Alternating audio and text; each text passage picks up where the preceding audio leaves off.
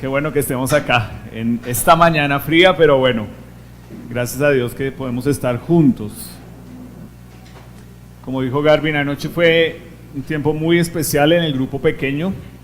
Realmente el hecho de poder adorar a Dios y de realmente ver cómo su palabra y lo que estudiamos acá los domingos lo podemos poner en práctica entre semana y ver cómo nos fue esta semana con eso. Entonces, pues te animo a ir a un grupo pequeño, es importante que estés ahí. Bueno, estamos estudiando durante este mes y parte de abril cómo prepararnos para entender el tiempo de Pascua, el tiempo de Semana Santa. Hemos estado estudiando acerca de cómo cuando somos una nueva criatura en Cristo, entonces tenemos esa imagen de Dios en nosotros, que fue con la que Él creó a Adán y Eva, que es poder pensar, sentir y hacer con base en lo que Dios quiere en nuestra vida. Y luego, hace 8 días estuvimos hablando acerca de cómo realmente cuando nosotros nacemos de nuevo y somos un hijo de Dios, ya en esta vida estamos disfrutando la herencia, el ser herederos en Cristo de esta nueva vida que tenemos. Y pues hoy vamos a estar hablando acerca de un tema que me parece que no, le quiero dar otro enfoque, y es con respecto a la oración. Entonces, yo me imagino que esta ilustración algunos de ustedes la han escuchado, pero resulta que hubo un pueblo donde hubo una sequía muy fuerte y resulta que a raíz de la sequía pues no hubo cosecha, y a raíz de que no hubo cosecha pues estaban pasando necesidad y estaban pasando hambre. Entonces el pastor de una iglesia cristiana decidió tomar la decisión de que los quería invitar a todos los de la iglesia y a todas las personas que quisieran unirse a que ese domingo por la tarde se reunieran a orar y a pedirle a Dios que lloviera.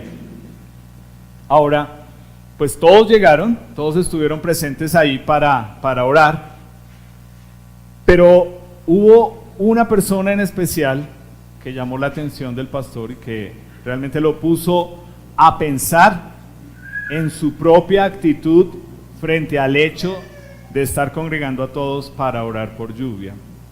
Y resulta que todos estaban ahí, y lo que sucedió es que lo que sorprendió al pastor es que un niño llegó con un paraguas, y el pastor entendió que él estaba pidiéndole un milagro a Dios, pero él no tenía fe. Y realmente eso es lo que nos sucede a todos nosotros. Todos nosotros podemos ser una nueva criatura en Cristo y entender que tenemos la mente de Cristo, es lo que nos dice el apóstol Pablo en Corintios. Podemos ser una nueva criatura en Cristo y entender que Dios ha cambiado nuestro corazón de piedra por un corazón de carne que late por Él. Y nosotros podemos decir que estamos buscando a Dios, que queremos amarlo con todo nuestro corazón, con todo nuestro ser, con todas nuestras fuerzas.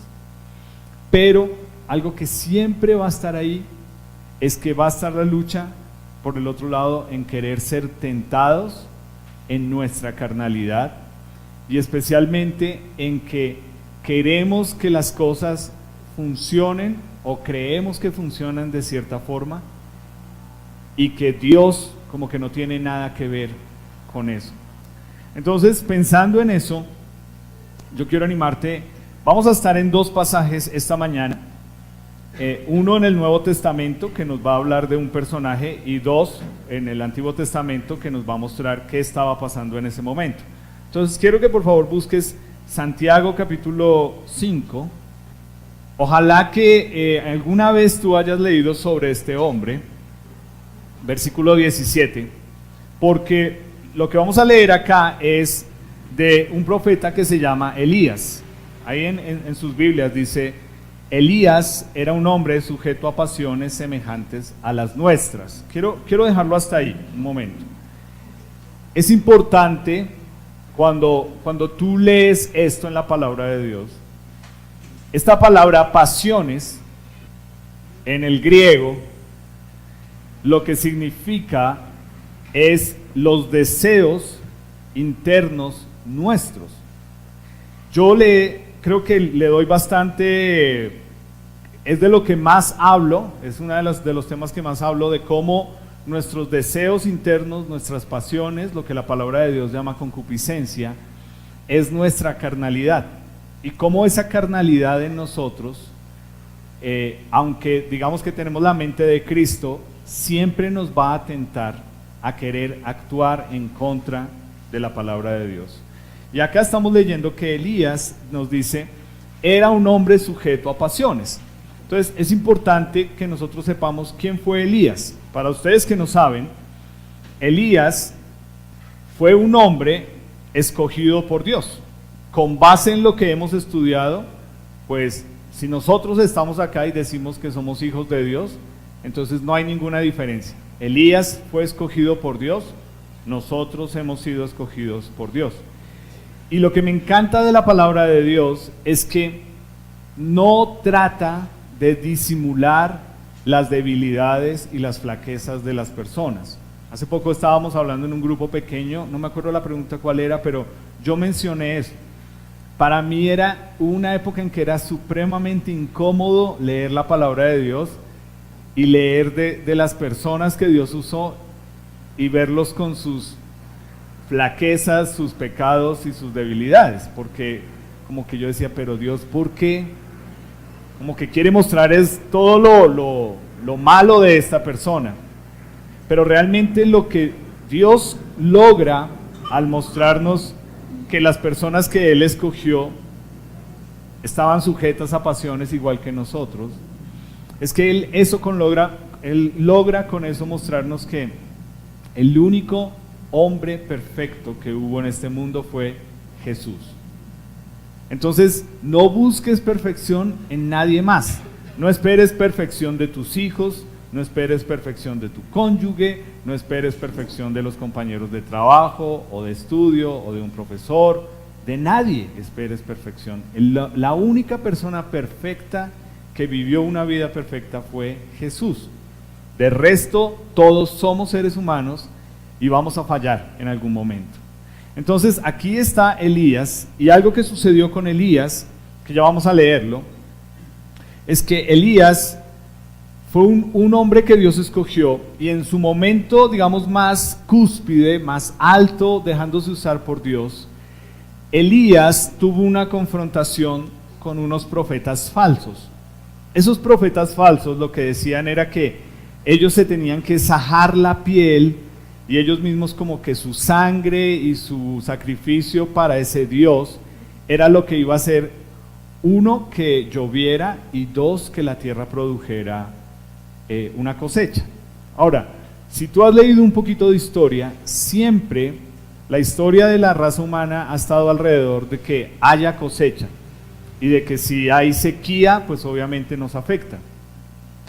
Y lo interesante con Elías es que Dios le da las instrucciones de qué debe hacer él, y él viene, prepara un altar, e interesantemente lo que él dice es que, lo que dice en la palabra de Dios es que él llenó ese altar de agua alrededor, y lo que él hizo fue una oración en la cual él pidió que Dios se mostrara como el Dios único y verdadero al que las personas debían adorar. Y lo que nos dice es que cayó fuego del cielo que consumió ese sacrificio y aún secó toda el agua alrededor.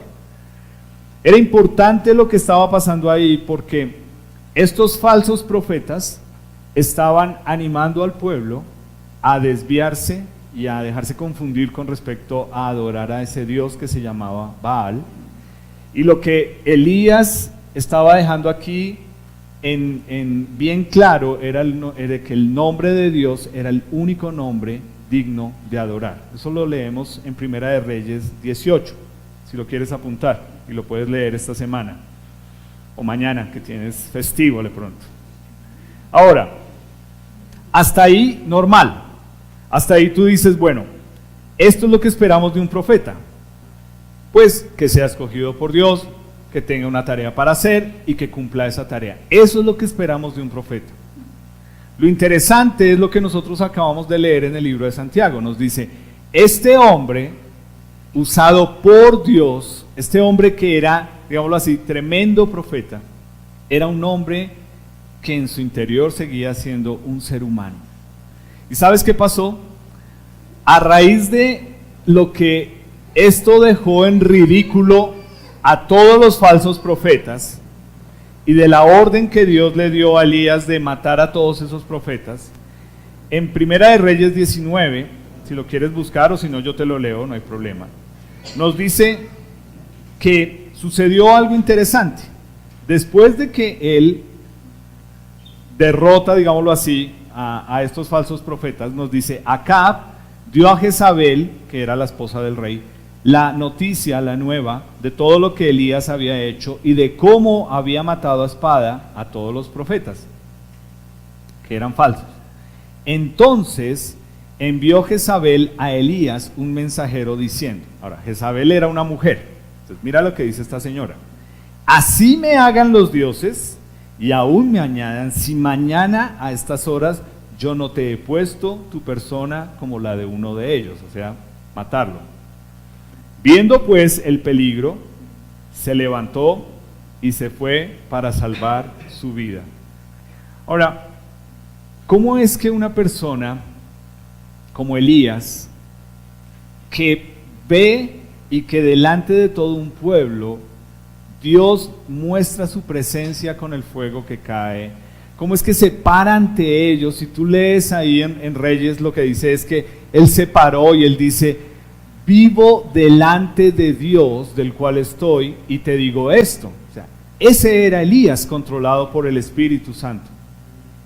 Pero en un momento le ganó su pensar y su emocionalidad de dejarse ver que esta señora estaba muy brava y que lo mandó matar. Ahora, yo creo que tú y yo conocemos mujeres bravas, ¿cierto? No voy a ahondar mucho en eso para que no vayan a haber problema esta semana, pero el punto es que Elías permitió que un ser humano, una persona mortal, con su actitud amenazante, lo empujara a querer huir y a querer esconderse. Ahora, eso es normal en nosotros como seres humanos, ¿cierto? Es normal que nosotros no nos queramos morir, que no nos gusta que hablen de la muerte, que cuando sabemos que alguien se murió, como que, ¡ay! ¿Y a qué hora? ¿Y cómo fue? Yo sí sentí un viento que pasó y algo que... En fin, pero es normal que el instinto nuestro sea preservar nuestra vida, que no queramos morir. Es totalmente normal. Lo que está equivocado en Elías es el punto donde es tan capaz de pararse frente a 450 hombres y ser desafiante y gritarles y burlarse de ellos y decirles solo hay un Dios verdadero y que quede claro que solo hay un Dios verdadero, y luego permitirse que su sentir y su pensar lo bloqueara frente a lo que acaba de suceder con Dios y simplemente salga a correr por temor de su vida. Realmente no tiene sentido, pero fue lo que él hizo. Él quiso salir corriendo por temor de su vida. Ahora, mira, lee conmigo lo que dice ahí en el versículo 4 de Primera de Reyes 19, te lo leo. Dice, y él se fue por el desierto un día de camino, y vino y se sentó debajo de un enebro, o sea, de un árbol. ¿Y qué estaba pasando? ¿Qué dice ahí? Elías, o sea, lee conmigo bien lo que acabamos de... Por eso te pido, lee esto en tu casa, es que es un profeta de Dios, es escogido por Dios, es usado por Dios, etcétera, etcétera, etcétera. Y se permite en un momento dejarse bloquear. Y no solamente huye por temor, pero ahora que huye nos dice que está en medio del desierto y dice, deseando, ¿qué? Morirse. ¿Eso es humano? Pero mira lo irónico y lo contradictorio. Esta señora lo amenaza y le dice, te voy a matar, y él sale huyendo para proteger su vida. Muy bien, pensaste en voz alta. Y ahora está en el desierto diciendo, me quiero morir. ¿Cómo así? Entonces, huyes porque estás protegiendo tu vida y ahora te quieres morir. Pero ninguno de nosotros es exento de eso.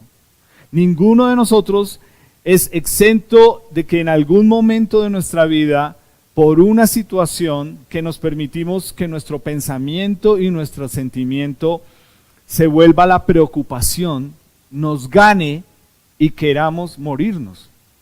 Ahora, si te das cuenta, ¿qué está diciendo aquí? Elías era un hombre común y corriente sujeto a pasiones. Es decir, tuvo miedo y huyó. Es decir, se vio en una situación que él no podía controlar y quiso morirse. Ahora, yo no quiero ahondar mucho en esto, pero yo creo que es importante que nosotros podamos ver acá, cuando nos dice que él quería morirse y le dice a Dios, basta ya, oh Jehová, quítame la vida, pues no soy yo mejor que mis padres. Y dice que se quedó dormido. Y es entender, van a haber momentos, y los hay, y todos los hemos tenido en nuestra vida, en que nos vamos a querer deprimir, nos vamos a dejar ganar por esa emoción tan fuerte que estamos sintiendo, y el pensamiento también nos gana. Pero la cuestión de esto es que es normal. O sea, yo no me estoy parando aquí a decir que tú no deberías sentirte mal porque sientas que a veces quieres botar todo y que quieres dejar todo botado. No, yo lo que te estoy diciendo, este hombre era un profeta de Dios y tuvo esa crisis. Hasta ahí es normal, ¿ves? Hasta ahí estamos demostrando, soy un ser humano, me cargo, soy un ser humano, me siento afectado. Hasta ahí es normal. La gran diferencia es qué hacemos con esos pensamientos y qué hacemos con esas emociones. Eso es lo que marca la diferencia. Porque si tú te das cuenta, hay cualquier cantidad de personas allá afuera que están yendo al psicólogo, al psiquiatra, a que les den pastillas para la ansiedad, porque no saben cómo estar, que los mediquen. Hay personas que tú los ves, tú cuando veas a una persona que fuma, es una persona ansiosa. Punto. Es así de sencillo. Es normal. La cuestión es qué hago yo con esos pensamientos y con esa emoción, cómo los manejo. Y lo que acá nosotros estamos leyendo es que la palabra de Dios nos deja ver un hombre sujeto a pasiones semejantes a las nuestras.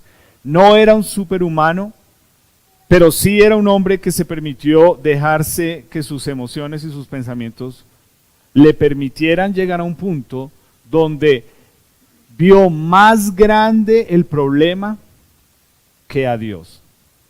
Y eso es lo que nos pasa a todos nosotros. Cuando tú y yo nos preocupamos, nos ponemos ansiosos, estamos viendo al problema más grande y no a Dios como más grande que el problema.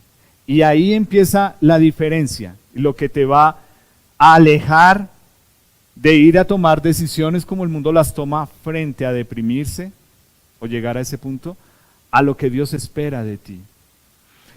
Y es entender que lo primero que yo tengo que recordar es quién es Dios en mi vida, qué ha hecho Dios. Y mira algunas cosas que Dios hizo acá con Elías, que me parece importante mencionar para que las tengamos en cuenta. Versículo 5, echándose debajo del enebro se quedó dormido, y aquí un ángel le tocó y le dijo, levántate y come. Entonces él miró, y aquí a su cabecera una torta cocida sobre las ascuas y una vasija de agua, y comió y bebió y volvió a dormirse. Y volviendo el ángel de Jehová por segunda vez le tocó diciendo, levántate, come, porque tienes un largo camino. Es importante que entiendas, Es importante descansar bien, es importante comer bien. Esas son cosas físicas que tu cuerpo necesita. El sueño que tú escoges perder trasnochando nunca se va a recuperar. Tu cuerpo está diseñado para dormir 6, 7, 8 horas de noche. Tu cuerpo necesita eso. Tu cuerpo necesita la comida. ¿Ok? Eso es importante. Pero cuando una persona tiene problemas y se permite que los problemas sean más grandes que Dios, hay personas que escogen no comer, que escogen no dormir. Entonces, tú también puedes agrandar un problema con tu actitud. Y lo que leemos acá es que Dios, conociéndonos, porque Él fue el que nos creó y nos diseñó, le da a Elías el sueño y le da la comida. Y le dice, ¿y sabes qué? No te quedes ahí. No te quedes dando el círculo de me siento mal porque me amenazaron y porque me dijeron y porque yo soy el único. No. Le dijo, después de que le permitió dormir y comer, le dijo, párate y camina. Y es importante que tú tengas tu sueño, es importante que tú comas y es importante que estés ocupado, que tu mente esté ocupada en más allá de estar pensando en pobrecito yo y por qué esto me pasa a mí y solo esto me pasa a mí. No, tienes que fluir, tienes que dejar que esto, pero es ocupándote y es permitiendo que tu mente y tus emociones estén ocupadas en Dios. Pero tú y yo sabemos que hay personas, o tú mismo, que te permites, no, es que no puedo dormir, no, es que no quiero comer. Nadie más lo va a hacer por ti. Nadie más. Tú eres el que necesitas tomar la decisión. Dios, yo no puedo seguir con esto, yo te pido que me des el sueño que yo necesito. Es más, en Salmos nos lo dice, ¿cierto? En paz me acostaré y asimismo dormiré, porque solo tú, Jehová, me haces ¿qué? Dormir confiado. Punto. Pero si te pones a ver el celular y si te pones a ver televisión y si te pones a ver una cantidad de cosas, tú mismo te estás haciendo daño. Entonces, saca ese celular, ¿no? No deberías tener televisión en el cuarto, y más si son casados, no deberían tener televisión en el cuarto. Eso es un paréntesis, es importante. Pero Dios nos está dejando aquí claro que Él entiende nuestras flaquezas. Y mi pregunta es, piensa en Elías. Si tú no supieras lo que Dios permitió a través de Elías, ¿tú qué pensarías de una persona que dice ser un enviado o un profeta de Dios que reacciona igual que todo el mundo reacciona? Sale a correr frente a los problemas porque tiene miedo y después quiere morirse. ¿Tú qué pensarías de un creyente que reacciona así? Piénsalo por un momento. No en voz alta, sino tú qué pensarías de esa persona. De una persona que el domingo se para aquí a decir lo que acabamos de cantar y entre semana se quiere morir, quiere dejar todo botado y quiere mandar todo para lejos. Yo pensaría que a esa persona le falta crecer mucho en Dios. Yo pensaría que a esa persona le falta crecer y conocer mucho quién es Dios. Pero quiero mencionar algo acá que hizo fue una noticia el año pasado. El año pasado en Estados Unidos hubo un pastor que se suicidó. Y eso fue una noticia impresionante. Porque las personas del mundo tomaban esto y decían, pero espere. Este tipo no se paraba a decirle a todos los demás cómo vivir la vida. Este tipo no se paraba a decirle a todos los demás que esto es lo que dice la palabra de Dios. O sea, ¿qué luchas estaba teniendo él? ¿Qué hipócrita era? ¿Qué falso era? Para luego simplemente, de un momento a otro, suicidarse. ¿Ves el mensaje? Es fuerte. Ahora es una crítica muy dura. Nadie entiende por qué estaba pasando él. Nadie realmente sabe cuáles eran sus luchas, solamente Dios. Pero es importante que entendamos que aquí está un Elías que se permite llegar a este punto y Dios nos muestra en su palabra y nos dice, mira, yo no quiero que vean a este hombre como un superhombre. Mírenlo con sus debilidades, mírenlo con sus flaquezas, mírenlo, si quieren, júzguenlo, critíquenlo, porque luego lo que Dios nos dice en su palabra nos va a cerrar la boca. Entonces quiero que ahora leas conmigo Santiago capítulo 5, si estás ahí en Santiago, si no, vuelve a Santiago, por favor. Capítulo 5, versículo 17, nos dice, Elías era un hombre sujeto a pasiones semejantes a las nuestras. Ya vimos cuáles. Ahora, ¿qué hizo Elías? Elías oró fervientemente para que no lloviese. ¿Y qué? Y no llovió. O sea, aquí hay algo que Dios nos está diciendo y nos dice, mira, no creas que orar es para personas más especiales que otras, ni creas que Dios mira las oraciones y como que las clasifica dependiendo de que esta persona sí está más cerca de mí o no. Acá nos dice, este era un hombre escogido por Dios que le servía a Dios, pero tenía estas luchas, pero aún a pesar de eso oró y Dios escuchó su oración y nos dice, para que no lloviese, y no llovió sobre la tierra por 3 años y 6 meses. Y otra vez oró, y el cielo dio la lluvia, y la tierra produjo su fruto. Entonces, era un hombre con debilidades como todos nosotros, pero Dios escuchó su oración. Hasta este punto uno se preguntaría, ¿cómo es posible que una persona así, que un creyente así, ore y Dios no solamente escuche su oración, pero responda su oración? Entonces acá viene una clave, y es lo más importante de esto. Versículo 16. Confesaos vuestras ofensas unos a otros y orad unos por otros para que seáis sanados. Eso lo hacemos en un grupo pequeño. Ahora mira lo que dice acá, para que entiendas por qué Dios usó a Elías y escuchó a Elías y te puede usar a ti y escucha tu oración. Nos dice, la oración, ¿qué? Eficaz de una persona buena y religiosa puede mucho, ¿cierto? ¿Es lo que dice ahí? La oración de una persona que va cada 8 días y entra a un local, Dios la escucha. ¿Es lo que dice ahí? La oración de una persona que lleva 20 años asistiendo a una iglesia y se cree buena gente, ¿es la oración que Dios escucha? No.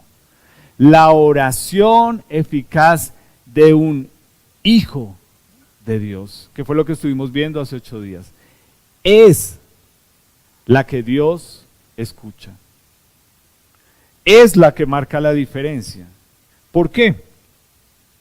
Porque esta palabra eficaz es supremamente importante. Hoy en día, si tú te presentas a un trabajo y te dicen, descríbete en 3 palabras. Si tú dices, yo soy eficaz, van a quedar, ¿qué significa para ti eficaz? ¿No? Eres un chico eficaz, cuéntanos para ti que seas una persona eficaz. Y resulta que es una palabra importante, porque eficaz es que hay una meta o un objetivo que alcanzar y la persona lo alcanza. Eso es eficaz. Es más importante que eficiente, porque eficiente es que una persona puede ahorrar recursos para ser eficaz. Pero eficaz es que se logra el objetivo. Y lo que nos está diciendo acá Santiago es, la oración de un hijo de Dios es eficaz, le apunta al blanco, llega al objetivo. No por la persona en sí, sino por quien es la persona.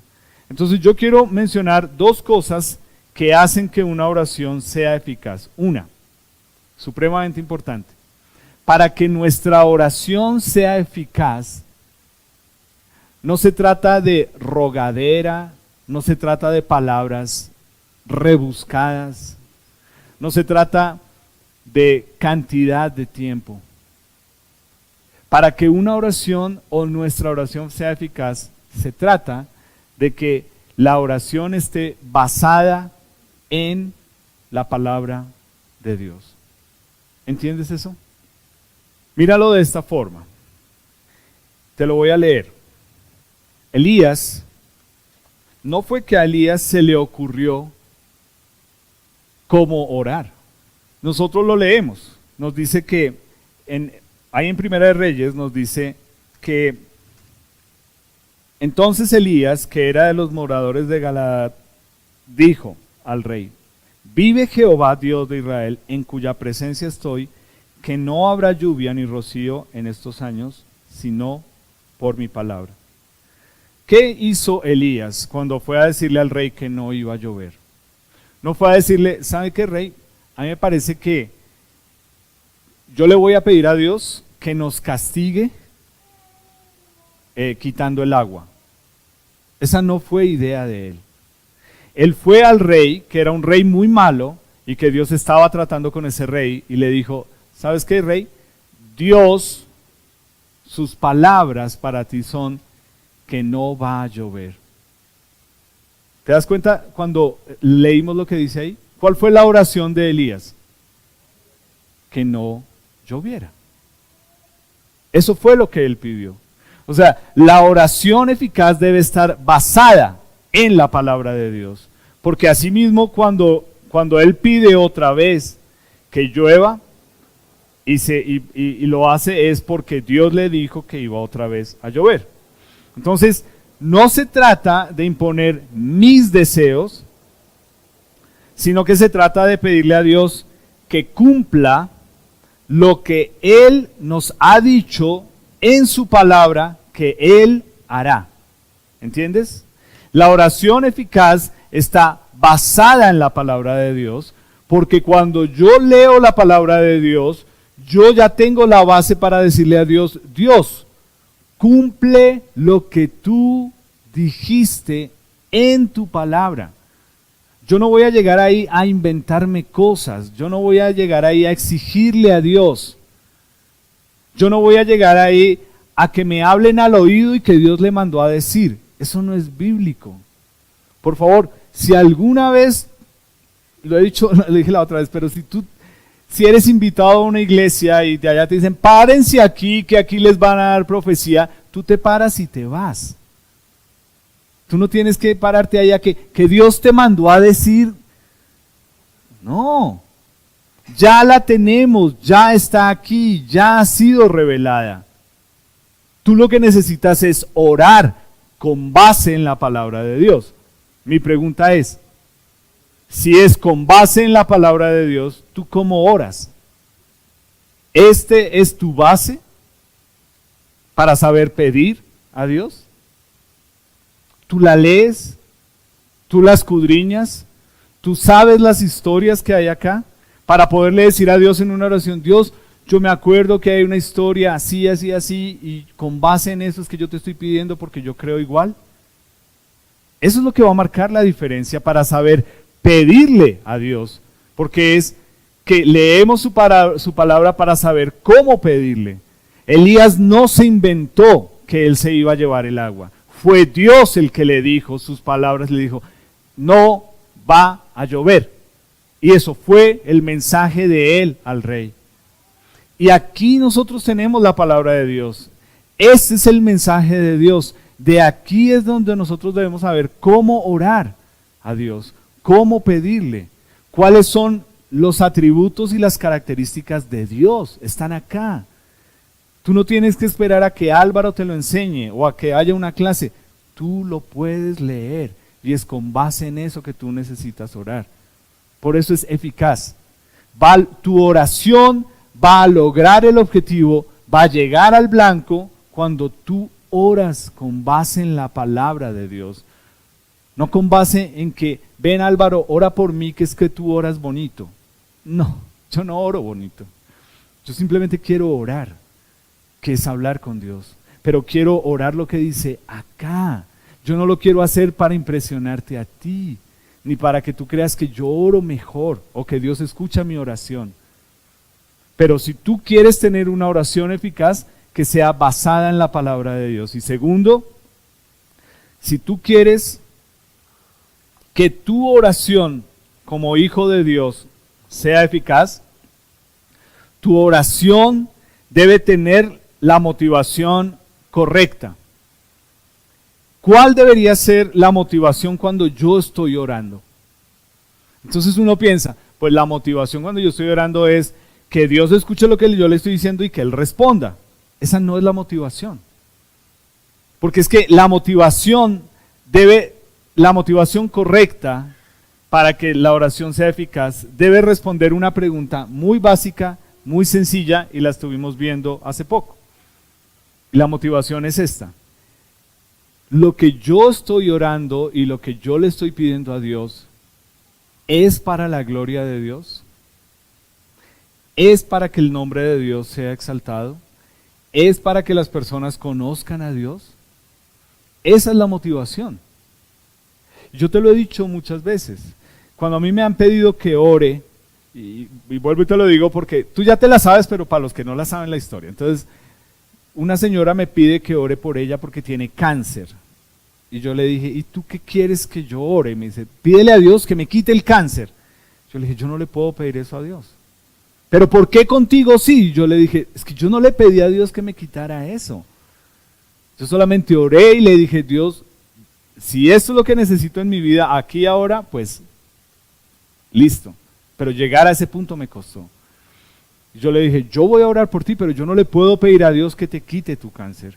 Porque si es lo que Dios quiere usar para trabajar en tu vida, ¿quién soy yo para decirle a Dios lo que debe hacer? Ella se molestó muchísimo conmigo. Porque lo que ella quería escuchar de mis palabras era, Dios, por favor, sana a esta señora, quítale el cáncer, quítale esto. Esa no era la motivación correcta. La motivación correcta de la oración eficaz es cuando yo le digo a Dios, Dios, ¿qué es lo que tú quieres hacer con esta prueba en la vida de esta persona? ¿Qué es lo que tú quieres que esta persona conozca de ti a través de esta prueba? ¿Qué es lo que tú quieres con esta familia, con esta prueba?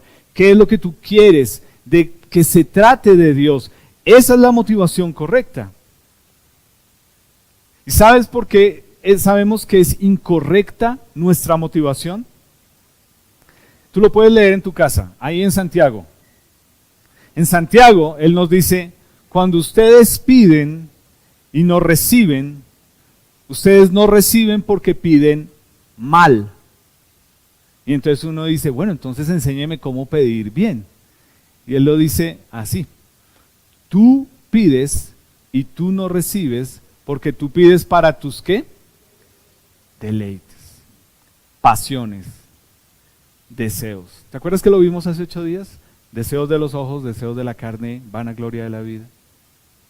Por eso no recibes, porque tú miras y tú comparas, te comparas con otros.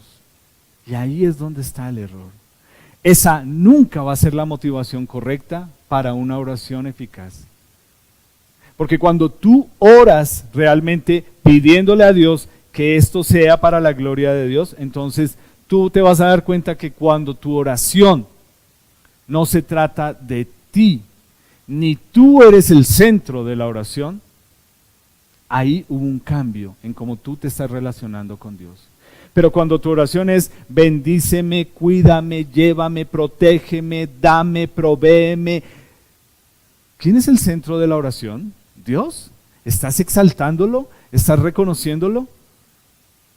Nos pasa en el grupo pequeño. Cuando es el momento de adorar a Dios, nos toca siempre recordar, no se trata de ti, no queremos que nos hables en plural, queremos que tú exaltes a Dios por quien es Él, no por lo que Él ha hecho. Porque siempre es, no, es que Dios ha sido muy bueno conmigo. ¿Por qué? Ah, porque me dio tal. Y si no te lo hubiera dado, ¿qué hubiera pasado? ¿No sería bueno? Es que Dios es bueno independiente de cómo a ti te vaya. Eso no va a cambiar.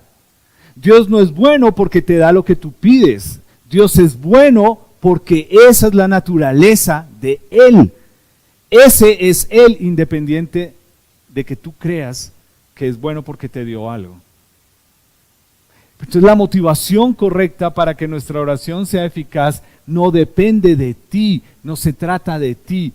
Tú no debes ser el centro de tu oración. El centro de tu oración es: Dios, ¿qué es lo que tú quieres? ¿Cuál es el propósito tuyo? Muéstranos tu voluntad. Abre nuestros ojos para que podamos entender por qué es que tú quieres que las cosas se den de esta forma. ¿Sí ves cómo cambia? A cuando tú le dices: Dios, quítame este problema. O sea, acabas de frotar al genio de la botella para que salga y te cumpla un deseo. Ese no es Dios. Dios es relacional. Y cuando es relacional, yo le estoy diciendo: Dios, yo quiero saber qué es lo que tú estás pensando, por qué tú lo ves así. Yo quiero que me muestres, aunque sea un poquito, para poder decir: ok, Dios, no me agrada, pero lo acepto. Pero si tú te das cuenta, la oración de Elías, cuando Elías oró, lo que Elías oró le estaba demostrando a todo un pueblo que no era la voluntad de él decidir cerrar la llave para que no llueva. Era la voluntad de Dios. O sea, el malo de la película no iba a ser Elías, aunque la gente pensaba que sí, sino que el personaje era Dios. Y para un pueblo que vivía dependiendo de la cosecha, era muy importante que Dios o algún Dios trajera el agua. Y nosotros pensamos: bueno, sí, pobre gente ignorante que vive en el campo, pero ¿a ti no te pasa viviendo acá? Mira, te lo pongo así de sencillo. Búsqueda de trabajo. Mi hermano, que vive en otra ciudad, está en esa búsqueda de trabajo. Y cuando tú estás buscando trabajo, tú vas llevando a momentos y a niveles de desespero, ¿cierto? O sea, porque es que tú estás ahí y dices: bueno, llegó el recibo del agua, llegó el recibo de la luz, hay que pagar esto, el colegio, la comida, y pues tú: Dios, ¿qué hubo pues? ¿Qué pasó? Y en esos desesperos, pues si Dios, el que yo le creo y el que digo que eres mi todo y que te alabo y tal, pues hay otros dioses. Entonces, la palanca, el amigo, el conocido, ¿o no? ¿Cierto? Porque así es como este mundo en que nosotros vivimos funciona. El amigo de, el referido de, la palanca de. Por eso es que yo tengo el trabajo. Ah, pensé que había sido que porque oraste y le pediste a Dios. No, Dios usó un amigo. Ok, créelo como tú quieras, pero yo no lo voy a creer así. O Dios es Dios, o tú pones tu fe en otro Dios. Es así de sencillo. Y a mi hermano tuvo la oportunidad trabajando, una señora le dijo: pues pase la hoja de vida en tal lado, porque de pronto, y él dijo: no, o sea, creo que así no es, y no lo voy a hacer de esa forma. Él hizo el proceso a través de la caja de compensación, que le buscaran un trabajo, y eso fue lo que hizo. Y el trabajo que le estaban buscando, pues para su perfil, realmente llegaba a un punto donde era la necesidad, y frente a un perfil bonito era: pues yo necesito es comer y necesito plata, no que el perfil se vea lindo porque yo soy jefe y soy director y necesito es el dinero que entre a mi casa. Y el trabajo era auxiliar de, no sé, de taller, de algo así de una empresa para estar pendiente de carros. Y él fue a eso. Y vieron su hoja de vida. Y él estaba orando y nosotros estábamos orando. Y lo que le estábamos pidiendo a Dios: Dios, dale el trabajo que tú tienes para él. Y la gente hace las cosas y uno se desespera, ¿no? Porque le ponen cita 1 hora y luego le llaman y le dicen: no, llegue 3 horas después, y después, no, llegue más bien mañana. Y uno piensa: o sea, ya no me van a dar el trabajo. Finalmente tuvo la entrevista, finalmente lo contrataron y finalmente le dijeron: por su perfil y lo que hace, vamos a crear un cargo nuevo y usted viene para este trabajo. Y estando ahí, ya firmando el contrato, entró la misma señora que le había dicho una vez: pase la hoja de vida, y lo saludó. Hola, ¿cómo estás? Todo el cuento. Y él: hola, ¿cómo estás? Y la persona con la que él estaba ahí, la de recursos humanos o no sé, firmando, le dijo: ¿usted sabe quién es ella? Le dijo: no, pues es una amiga de una amiga, pero pues no. Ella es una de las dueñas de la empresa. Y quedó: ah, bueno. Y lo único que ya después hablando es que Juan Pablo lo que pensó fue: pues es que yo no vine por la palanca de ella. Yo vine porque Dios me trajo acá, porque Dios me puso acá. Y es lo que nos pasa a todos nosotros. Tú estás buscando el amigo de, el conocido de, la palanca de. ¿Sabes? Dios dice, ok, tú al igual que Elías eres una persona sujeta a tus pasiones y tus deseos. Y tú crees que tú esa es la forma en que lo vas a conseguir. No. Y Dios nos está diciendo, no es de esa forma. Es a mi manera. Por eso no reciben, porque ustedes piden mal, porque ustedes creen que están en control. Y lo que Dios nos está diciendo es, mira, siempre van a haber motivos de oración. Siempre. Siempre los vamos a tener. La cuestión es, ¿cómo hacemos para que la motivación correcta al orar le apuntemos a como Dios lo ve, no a lo que nosotros queremos? Ahí es donde está la gran diferencia. Mira, hay una frase que dice que la oración tiene poder. Y ahí una vez más vuelve el error. ¿Por qué la oración tiene poder? ¿Por la persona que ora? Es que fue un pastor el que oró. Y si tú eres hijo de Dios, tú eres igual de hijo de Dios que el apóstol, que el profeta, que la pastora, que la apóstola, que todos esos títulos y... El único título que nos tiene que importar a nosotros que somos hijos de Dios es soy hijo de Dios. Es lo único que nos tiene que importar. Ese es el único título que, por eso la oración tiene poder, porque cuando tú oras, ahora sí, entonces cuando tú oras, Dios te ve a ti como el hijo que eres frente al Padre que es Él. Eso es lo único que importa. Es lo único que tiene valor y que tiene sentido. Esta es la imagen que cuando tú ores debes tener de Dios. O sea, no esta como tal, sino la imagen de Dios como Padre. Que después me dice, es que yo oré pensando en esa imagen y yo no me puedo... No. Dios es tu Padre. Tú eres hijo de Dios. Miren, créanme, esto hay que hacerlo a prueba de error porque es que hay gente así, dijo Fer. Tú eres hijo de Dios, Dios es tu Padre. Esa es la imagen que tienes que tener cuando oras. Por eso la oración tiene poder, porque no se trata de ti, se trata de quien la escucha. Y el que la escucha es tu Padre. Es Dios, el creador del universo, el que sostiene el universo. No es un cualquiera. Y Jesús nos lo dijo, ¿cierto? Fue muy sencillo lo que nos dijo. Si dos personas se ponen de acuerdo sobre un tema, mi Padre, ¿qué? ¿Los va a qué? A escuchar. ¿Ves? Y ahí es donde entonces, cuando nos piden que oremos a través del WhatsApp, cuando nos piden para el grupo pequeño que oremos, cuando nos piden como iglesia que oremos, es que nosotros debemos entender.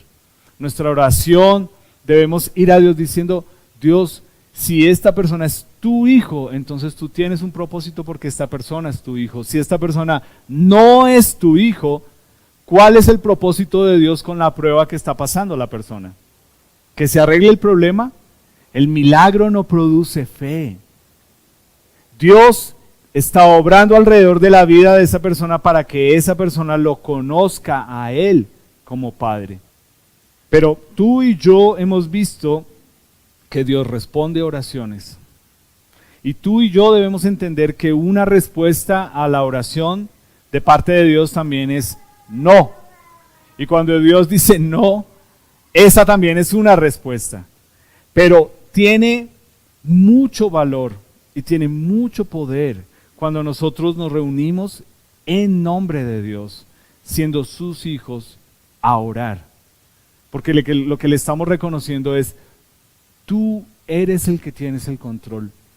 Tú eres el que sabes lo que estás haciendo. Yo solamente quiero venir porque cuando yo oro, lo que hace es que me cambia a mí. No a la situación, no a Dios. Orar me cambia a mí. Orar me pone en la perspectiva correcta. Él es Dios, Él es mi Padre, Él está en control, Él sabe, no yo. Y eso es lo que hace la oración. Ahora, piénsalo. ¿Será que existe algo por lo que uno no deba orar? Piénsalo. Porque hay personas que dicen, no, pero ¿para qué oramos por eso? Ah, ok. Ok. La oración eficaz de un hijo de Dios puede mucho. No porque es buena gente, no porque es religioso, porque es hijo de Dios. Quiero invitarte a ponerte en pie, vamos a terminar orando.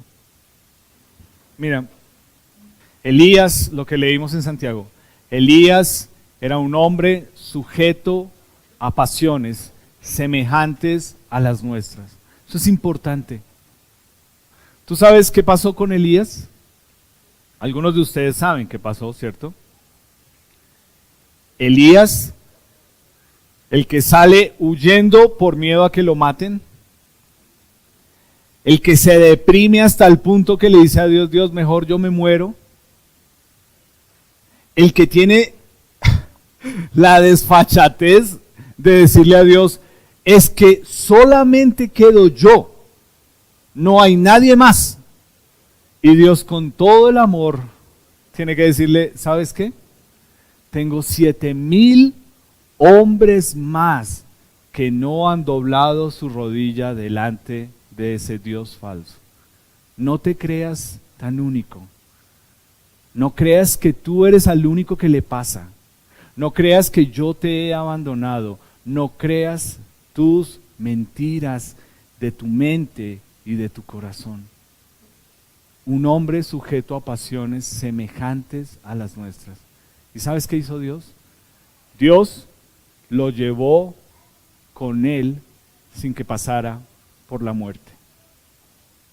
Yo te pregunto, si tú eres hijo de Dios y dices que eres iglesia, ¿tú estás esperando ese momento o no? ¿O tú crees que los ovnis van a venir a llevarnos? Los extraterrestres. No. Tú y yo debemos levantarnos todos los días diciendo, Dios, ¿será hoy que tú me vas a llevar contigo? Sea porque me muera o sea porque tú me lleves con toda la iglesia. Va a ser así. Va a ser así. Ojalá eso te dé la perspectiva correcta para vivir en este mundo que te quiere hacer creer todas las mentiras. Señor, gracias por tu palabra, gracias por el ejemplo de Elías, gracias porque es un hombre común y corriente y al igual que nosotros, con todo el potencial para ser usado por ti y dejar tu nombre en alto. Señor, esa es mi oración, por mí y por nosotros como iglesia. Muy a pesar de mí y muy a pesar de nosotros como iglesia, yo te pido que nos uses, Señor, para que este mundo pueda ver cuando estamos controlados por ti, Espíritu Santo, y puedan ver la diferencia. Señor, gracias porque nos conoces, gracias porque sabes cómo son nuestros pensamientos y nuestras emociones cuando les damos rienda suelta sin ti. Pero gracias, Señor Jesús, porque nos controlas, porque nos guías, porque tu palabra es la luz y porque tú eres el camino. Señor, permítenos seguir dando los pasos día a día para que podamos confiar y creer en ti. Señor, gracias porque un día nos vas a llevar contigo, Señor. Gracias porque es lo mejor que nos puede pasar. Como dijo el apóstol Pablo, sea que muramos o sea que nos lleves, pero es lo mejor que nos puede pasar. Señor, gracias por poderte llamar Padre y gracias, Señor, por vernos como hijos en tus brazos. En tu precioso nombre, amén.